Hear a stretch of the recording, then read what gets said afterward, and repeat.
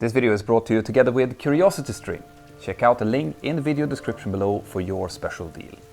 It's just before 10 o'clock in the evening on the 14th of September 1999.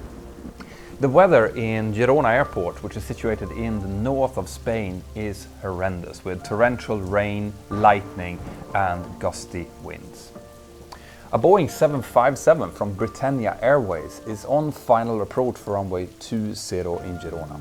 The crew has already executed one missed approach from the opposite runway and they're now on their last attempt before they have to divert to Barcelona. But luckily, this time, in between the windshield wipers, the crew can see the runway lights as they're approaching. The captain, who's flying, looks down onto his instruments momentarily, and when he looks up again, the runway is completely gone. It's just blackness. What's about to happen is equally terrifying and interesting. It's the story about Britannia Airways Flight 226 Alpha. Stay tuned.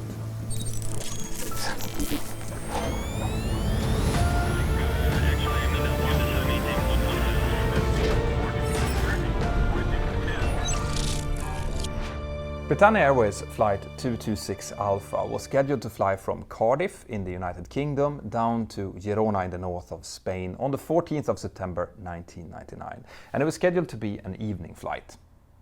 The aircraft being used is a 7-year-old Boeing 757-200, which had at the time about 26,000 hours on the airframe.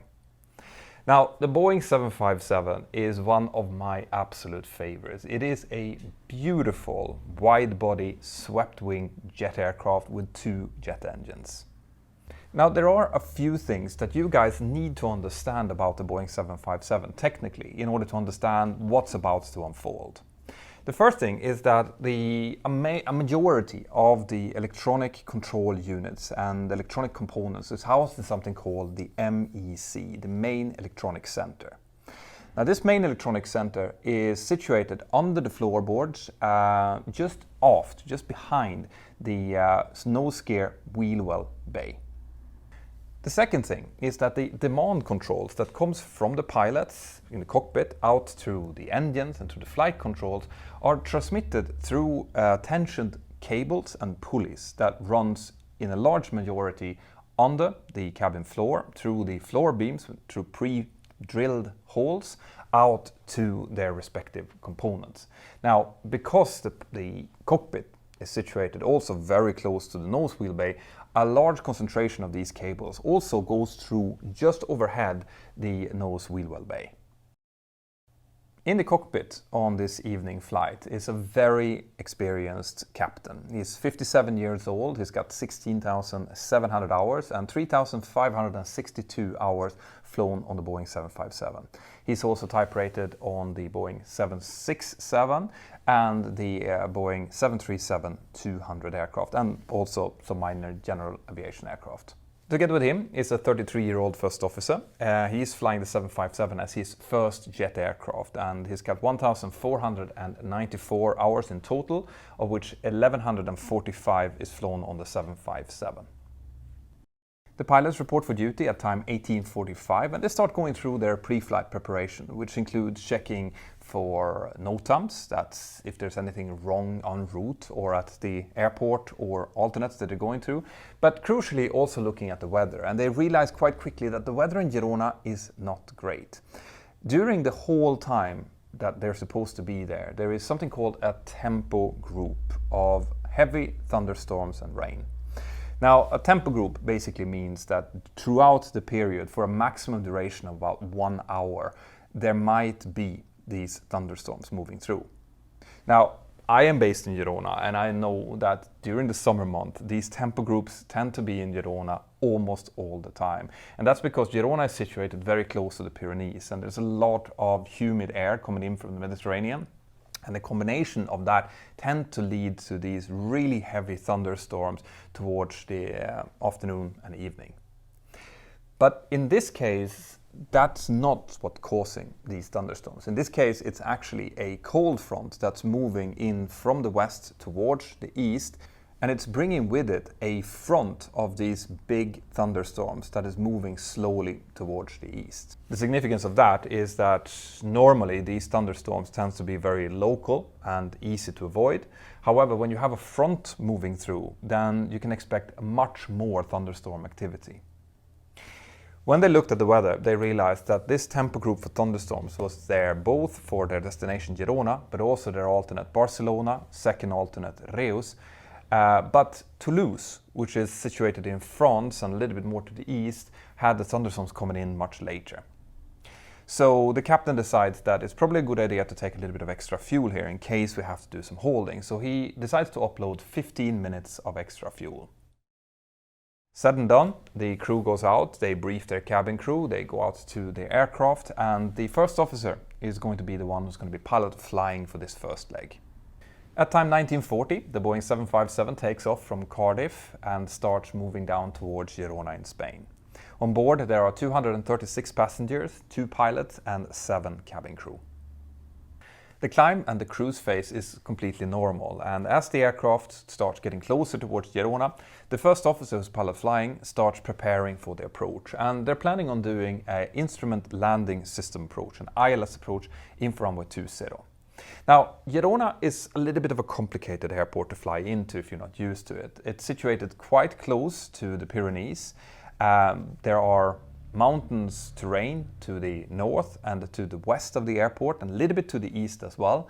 And there's only an ILS available from the north going in for runway 20. From the south, there is a VOR approach instead with a slightly higher glide angle, which makes it a bit more complicated to fly. Anyway, as they're getting closer, they're now taking the weather, and as soon as they get into contact with Girona Tower, they get the latest weather information. Now, the weather turns out to be a bit complicated. The wind is reported to be from the north at 10 knots. The QNH, that's in the air pressure, is 1010. Visibility is 5 kilometers in thunderstorms and rain, with scattered clouds at 1800 feet and broken clouds, cumulonimbus at 3500. Cumulonimbus is thunderstorm cloud. Temperature 20 and dew point also 20. And if you watched my episode about the Air Maroc incident, you know that when the temperature and the dew point are close to each other, it means that the air humidity is very, very high. The tower also reported that the main thunderstorm cell was situated to the southwest of the airfield.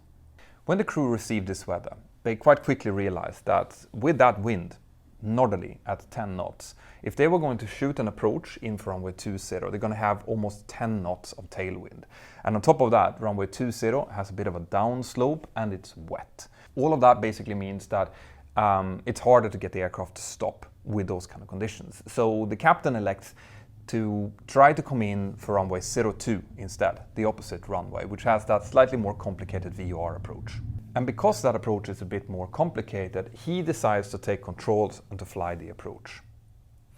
As he is now starting to set up for the approach, the first officer contacts the cabin crew and tells them that it's going to be a quite bumpy arrival in, quite a lot of turbulence, to tell them to start stowing everything and preparing the cabin for landing. And he also makes a PA to the passengers, telling them that it's very likely that the approach and landing is going to be quite turbulent. Now, during the descent in towards Girona, there is an increasing amount of thunderstorm activity, and at one point the cabin crew actually calls them up and tells them that she noticed that they likely had a lightning strike on the left-hand side of the aircraft.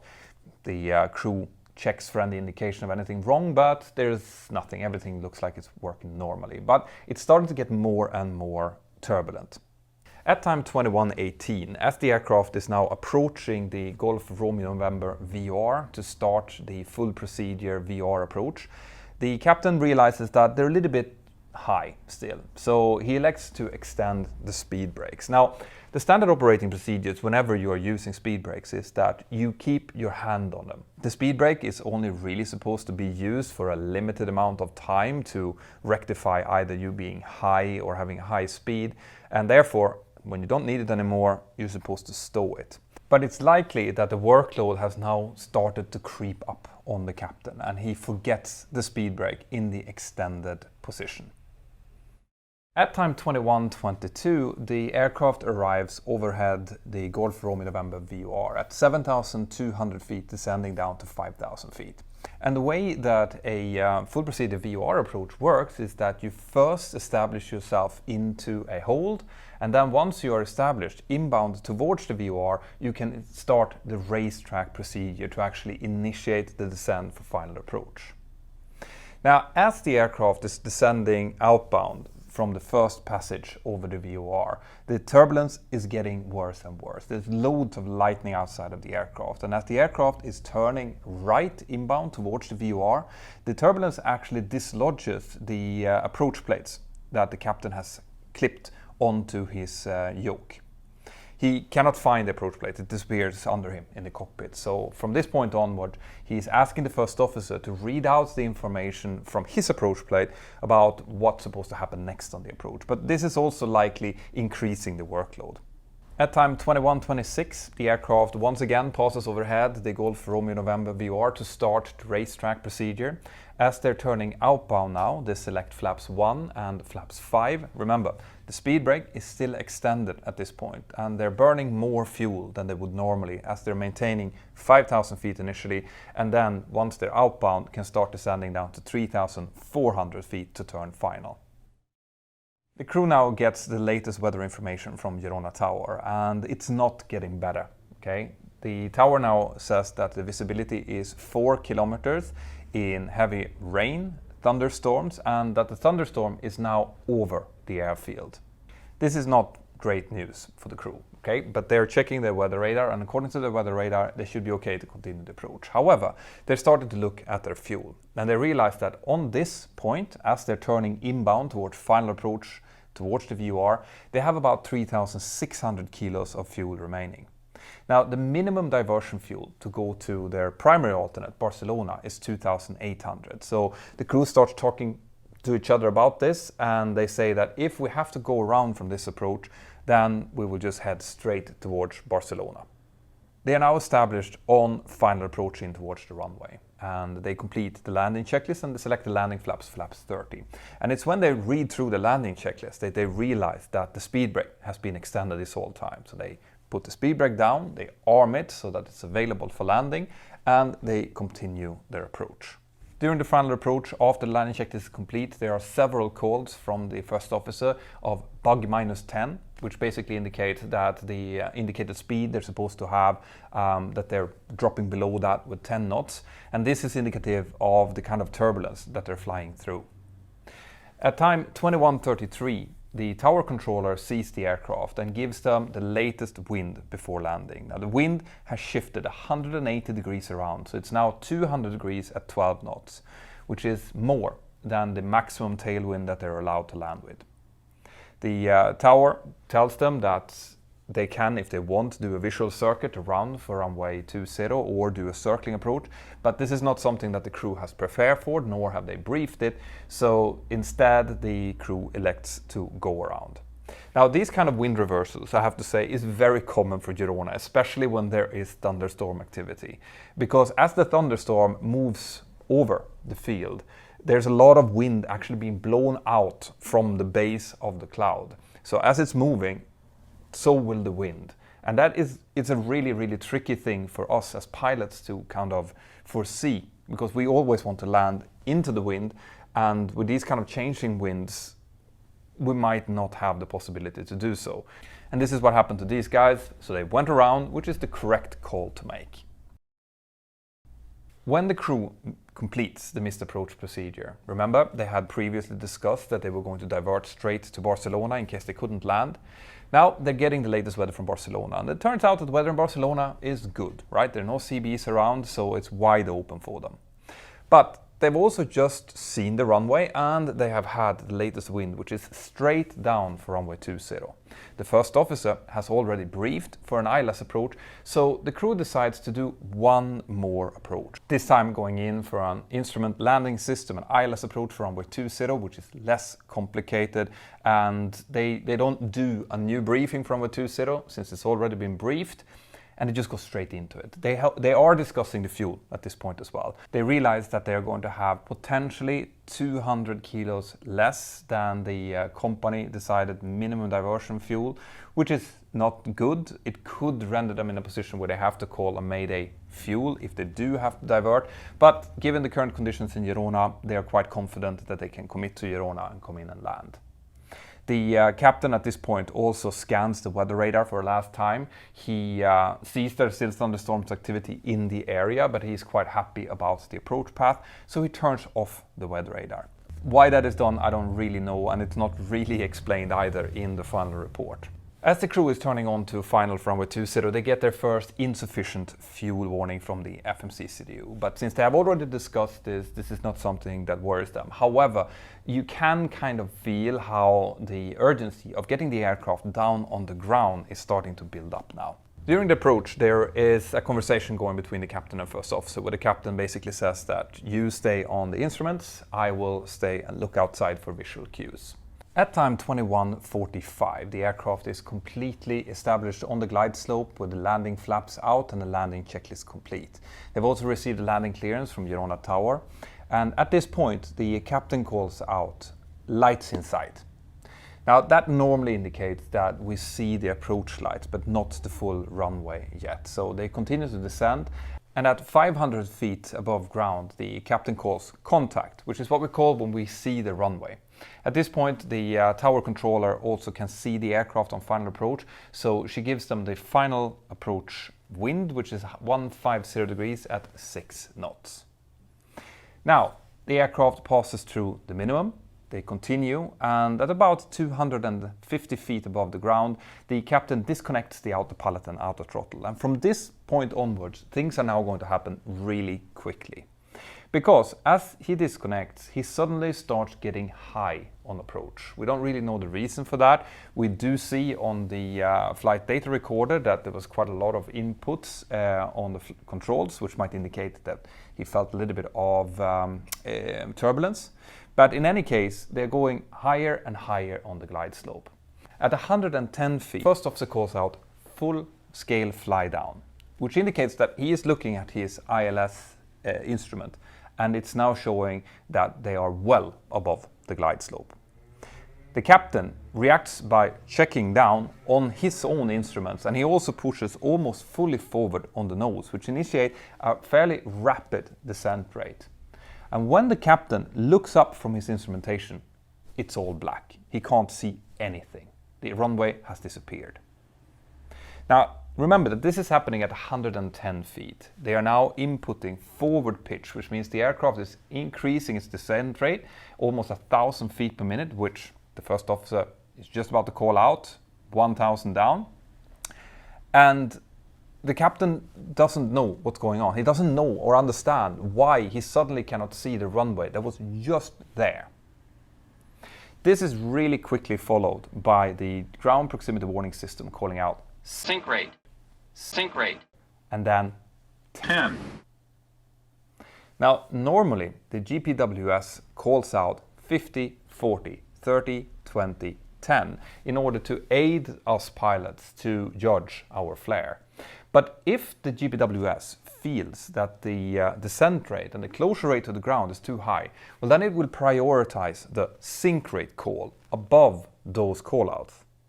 So this now means that the captain is sitting there. He doesn't understand why he doesn't see anything. The aircraft is descending quickly down towards the ground. He gets 2 sink rate warnings to which he does not react. He hears 10, and then the aircraft lands. The aircraft touches down with both the nose gear and the main landing gears at the same time. The touchdown with a descent rate of about 840 feet per minute, which produces 3.3 Gs.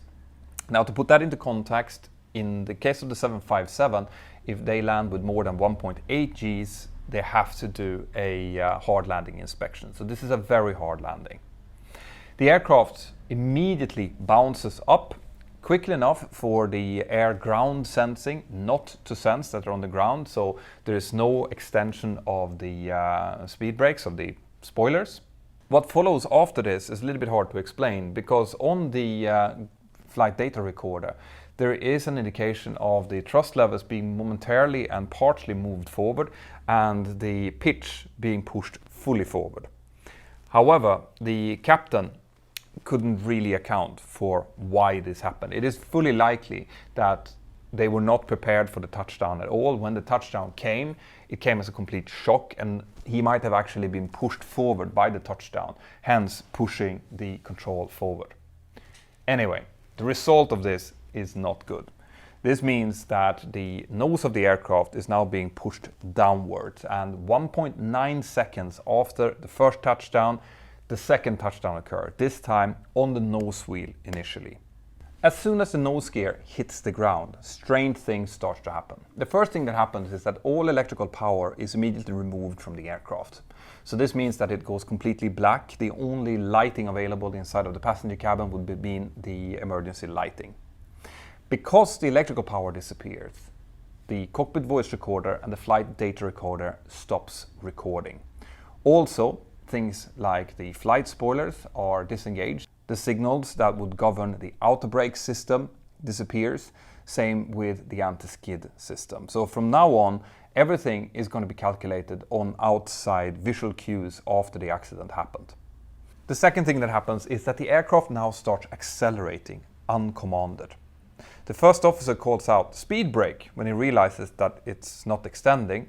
They try to extend it, it doesn't work. The captain now tries to apply max manual toe brakes, but it doesn't work either. Instead, the aircraft continues to accelerate down the runway center line. About 1,000 meters after the second touchdown, the aircraft starts veering out towards the right. It goes out to the side of the runway, and at the far side of the runway from runway 20 in Girona, there is an earth mound, basically a small hill. The aircraft now starts climbing with the right main landing gear up the side of this hill, and because it is coming in at a very shallow angle, the aircraft can actually withstand the loads that comes with this. It is estimated that when the aircraft left the runway, they did so at a speed between 140 to 190 knots, and they touched down with 140 knots. So, as the aircraft is now climbing up this mound, it's actually trajecting it forward and upwards. This throws the aircraft back up into the air, and the nose landing gear, which is still turning even though it is pushed back into the structure of the aircraft, gets tangled with the airport perimeter fence and gets ripped off at this point. The aircraft is now partially flying, partially being thrown past and through a couple of trees before it falls down onto a field which is below the aircraft level, about 10 meters below. When it hits the field, both engines are torn off the wings and the aircraft keeps sliding down into the mud and breaks in two places.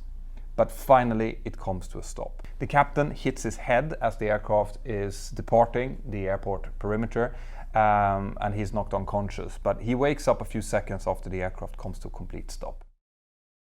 Once the aircraft had come to a complete stop, the cabin crew immediately initiated the evacuation of the aircraft.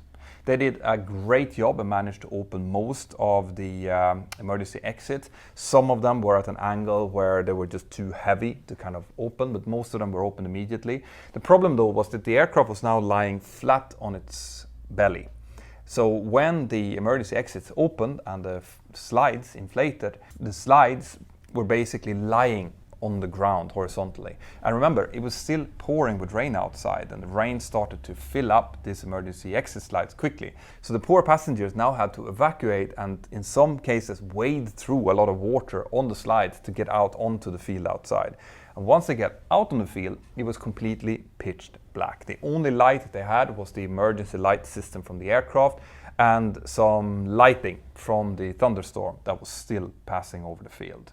Now in the tower, the tower controller very quickly understood that something was wrong. She hit the emergency button and she told the emergency crew to start looking for the aircraft because she had only seen it on final and then it just disappeared. The emergency firefighters and the rescue crew went up and down runway 20, but there was no sign of the aircraft, and it actually took them about 20 minutes to locate where the aircraft was, and another 10 minutes to reach and start helping the passengers. And during that time, actually one of the passengers had climbed back through the way that the aircraft had flown out, walked past the runway and into the terminal building to start pointing the rescue crew in the right direction. But before we go any further, I just want to point out the real miracle of this story, which is that even though this aircraft had accelerated down the runway uncontrollably, basically on its nose, exited the runway and got catapulted off the airport, down a slope 10 meters down below the airport level, and a couple of 100 meters into a field where it broke into 3 parts. All 236 passengers and 9 crew managed to evacuate the aircraft safely. There were 2 serious injuries and I think around 40 passengers that had to go to the hospital, and unfortunately one of those passengers died 5 days after the accident from internal injuries that they had sustained, but that was undetected at the hospital. So this was considered a fatal accident where 1 passenger died, but given the circumstances, I still think that the outcome was quite miraculous. But what actually happened here, guys? How come that the captain lost visual contact of the runway that close to the airport, even though he'd seen the lights from far out? And how come that after the second touchdown, all the electrics disappeared and the aircraft started uncontrollably accelerating down the runway? Well, after this short message from my sponsor, I will tell you all about it. I want to take this opportunity right now to just thank the sponsor of this episode, which is CuriosityStream. And I love to have them on as sponsors because I know that you guys are watching this episode because you, just like me, love nerding out into a great documentary or a non-fictional story. And that's exactly what CuriosityStream is all about. They are a subscription streaming service with thousands of high-quality non-fictional stories or documentaries from some of the best filmmakers in the world. Now, I am watching right now something called Hurricane: The Anatomy. It's a mini-series, and I had no idea that I knew so little about hurricanes.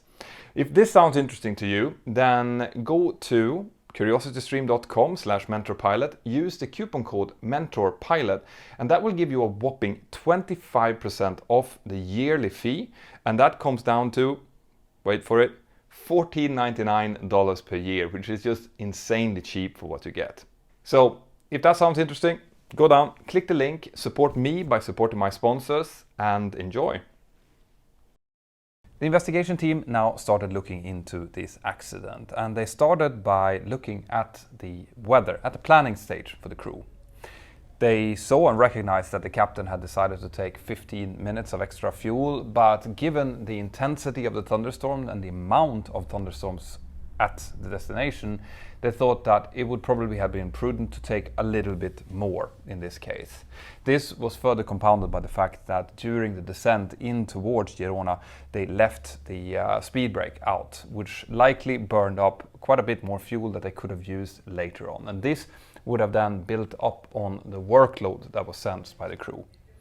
When it came to how the crew had been working together, they thought that the CRM was largely efficient. The first officer had done a good job and done many call-outs when it came to speed and deviations from the flight parameters, but that the workload management in the crew was not great. The captain had taken on way too much responsibility and was taking on way too much workload. And when they continued to look into the actual weather at Girona Airport, they realized that the thunderstorms had actually been so severe that they had caused multiple power outs in the area around Girona Airport. Now, Girona Airport in itself has backup generators, and they are certified to work within 15 seconds of a power cut. So if the power disappears within 15 seconds, the emergency power has to become back online, and that would feed, for example, approach and runway lights. When this system was tested, it actually showed that it started up within 11 seconds, so it's way within the criteria for that type of airport. The tower, however, is running on both backup power and battery, so if you were in the tower, you wouldn't have noticed a power cut to the rest of the airport. And it's very likely that during that crucial second just before touchdown, when the captain was looking inside on his instruments, one of these power cuts might have occurred. And those 11 seconds it would have taken to come back online, during that time period, the entire airport would have been completely black. So when the captain looked up, he couldn't see anything. There was just heavy rain, no lights in front of him, nothing left of the visual picture of the runway that he'd seen just a few seconds before when he looked inside. And this, in turn, could have caused such a spike in workload, such a startle effect to the captain, that as he looked outside and couldn't get his situation awareness back, couldn't understand where the aircraft was, what the pitch was or anything, that inhibited him from actually taking the correct decision at this point, which would have been to go around. This was then further compounded by the fact that it was so close to the runway when this happened, and that the captain was correcting from a high position on the glide slope. The ground proximity warning system and the way that that was designed to overrule the 50, 40, 30, 20, 10 calls with sync rate calls further made it hard for the flight crew to understand the relation between the aircraft and the runway. When the aircraft first impacted the runway, that would have come as a complete surprise to the flight crew. They then bounced. Like I said initially, they don't know if there was voluntarily input by the captain to actually push the nose forward and the thrust a little bit forward, or if that happened because he was just pushed against the controls. There was no way of positively finding that out. But what happened from the second touchdown, as the nose landing gear was slammed into the ground, was that the support structure for the nose landing gear assembly was never designed to take that kind of forces. So the entire doghouse structure, as in the box that contains the gear as it's being retracted, was pushed up through the aircraft structure. And when it was pushed up, remember that the MEC, the main electronics center, was situated just behind the nose wheel well bay. Well, it's very likely that this is what caused the power outage in the aircraft and the effect it had on other systems as well. And on top of that, to make things even worse, as the doghouse was now being pushed up through the aircraft structure, it started interfering with the control cables to both flight controls, but crucially the engines. And by cutting some of those cables and actually putting extra tension on the remaining ones, it likely caused the engines to start spooling up, causing the forward acceleration of the aircraft. Once this had happened, there was very little that the pilots could have done in order to control the aircraft, because their control of their brakes, their nose wheel steering, their flight controls, their engine control, all of this would have been disrupted by the impact of the nose wheel. The final report came with the following causes of the accident. It is considered that the most probable cause of the accident was the destabilization of the approach below decision height, with loss of external visual references and automatic height callouts immediately before landing, resulting in a touchdown with excessive descent rate in a nose-down attitude. The resulting displacement of the nose landing gear support structure caused disruption to aircraft systems that led to an uncommanded forward thrust increase and other effects that severely aggravated the consequences of the initial events. Contributory factors were the impairment of runway visual environment as a result of darkness and torrential rain, and the extinguishing of runway lights immediately before landing. Suppression of the automatic heights callouts by the GPWS sync rate audio caution. The effect of shock and mental incapacitation on the pilot flying at the failure of the runway light, which may have inhibited him from making a decision to go around. The absence of specific flight crew training in flight simulators to initiate go-around when below decision height. Now, this was a little bit surprising, but apparently prior to this event, Britannia Airways pilots were not trained in the simulator to execute a go-around below the decision altitude for any particular reason. This is the type of training that we do quite often in the simulator nowadays, where we see the runway at minimums and then something unexpected like a runway incursion happens and we are taught to go around. But this type of training was not available at the time.